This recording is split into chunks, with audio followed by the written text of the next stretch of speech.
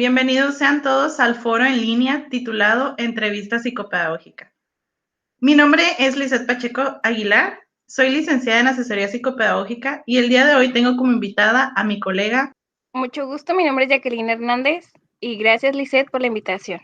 Al contrario, Jacqueline, muchas gracias por haber aceptado el estar hoy conmigo aquí platicando un poquito acerca de este tema tan interesante que como psicopedagogas nos compete al 100%. Entonces, como les comentaba, vamos a hablar acerca de la entrevista psicopedagógica y es muy importante primero tener bien definido lo que es. Bueno, la entrevista más que nada es una conversación intencional de carácter planificado entre el entrevistador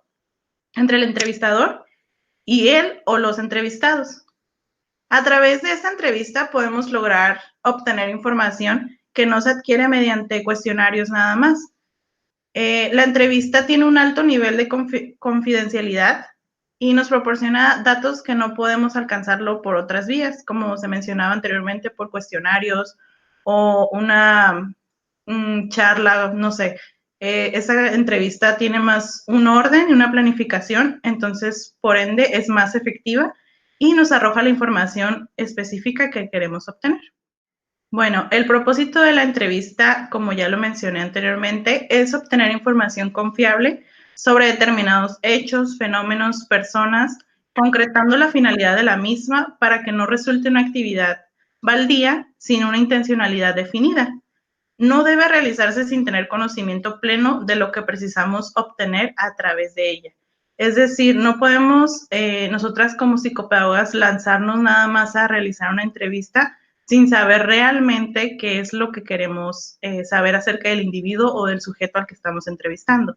Entonces, si en alguna cita, alguna sesión nos llega un niño con antecedentes muy fuertes y nosotros queremos descubrir qué es lo que está pasando con él, qué es lo que está pasando con este niño, entonces, por ende, debemos de realizar preguntas que nos arrojen acerca de su vida pasada para poder trabajar con ellos. La entrevista también debe ser realizada siempre que sea necesario enriquecer o verificar los datos obtenidos a través de otros métodos o técnicas que se utilizó con anterioridad. Algunas de las técnicas que normalmente utilizamos los asesores psicopedagógicos es la observación participativa.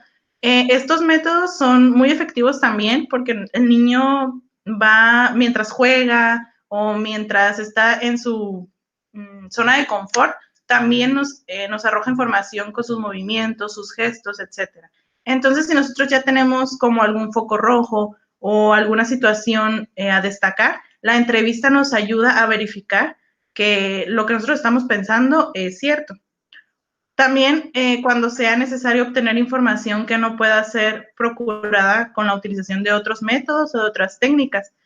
En gran medida, el logro de nuestros propósitos al utilizar la misma depende del nivel de comunicación que se logra alcanzar entre nosotras entrevistadoras y nuestro entrevistado. Es decir, si el entrevistado realmente es una persona muy callada, muy seria, pues no vamos a lograr obtener tanta información. Entonces nosotros, entrevistadores, debemos de tener una gran capacidad para poder comunicarnos con ellos y sobre todo para que el entrevistado no se sienta atacado, no se sienta como un cuestionario, no sienta que es un interrogatorio, sino que lo vea más como una conversación y que él sepa que va a haber confidencialidad ante todo, que nada de lo que nos cuente, nada de lo que nos platique va a salir de entre él y yo, de las cuatro paredes, se podría decir, y que siempre la información que nos dé o los datos que nos proporcione va a ser para un beneficio del entrevistado. Esto se debe de aclarar muy bien antes de comenzar con la entrevista para que se logre este nivel de comunicación y un nivel de confianza. Y compañera, es muy importante lo que acabas de mencionar. De hecho, para eso tenemos que tener en cuenta ciertas cosas. El primero debe ser tener claro el objetivo de la entrevista, que se pretende lograr a través de su realización. Debemos estar preparados y saber qué vamos a hacer durante esa entrevista. Estos consejos son más para el asesor psicopedagógico, saber si es un caso nuevo, si es un caso de seguimiento, tener bien preparado esta información para así saber qué hacer. Y de ahí viene también, o sea, por parte de la preparación, es tener previamente las preguntas a formular. Normalmente se lleva a cabo un formato donde ya vienen los datos generales de los padres, del menor o ciertos aspectos que tú quieras conocer, tú ya lo debes de tener previamente listo. Hay personas que graban la entrevista por voz, pero se sugiere se sugiere que no lo hagas, que sea más una conversación real y tú ahí mismo estés tomando notas. Así que eso tienes que tener muy en cuenta. También debemos de tener en cuenta el ambiente para desarrollar la entrevista. Este debe ser un espacio limpio, ordenado, que sea privado, que no haya interrupciones para poder generar una confianza. Al igual que tu espacio debe generar una confianza, tú como entrevistador también y una simpatía. Generar esto para que la entrevista se lleve a cabo de la mejor manera. Además, garantizar la reserva y confidencialidad de la información que se obtenga. Es algo que nos estaba mencionando mi colega en las diapositivas anteriores, de que el entrevistado debe estar muy seguro de que la información que él te dé va a ser muy confidencial y que solamente se va a utilizar para cosas en su beneficio, no para alguna otra cosa, ni se van a generar chismes, simplemente es información que se queda dentro de esa entrevista nada más. Y para eso, pues, el entrevistador conocer esta información o este dato, va a estimular al sujeto a colaborar. A veces nos encontramos con padres o madres que les cuesta hablar o les cuesta darte ciertos datos y es por eso que tú tienes que tener esa habilidad de estimular al sujeto para que te dé la información que tú quieres obtener.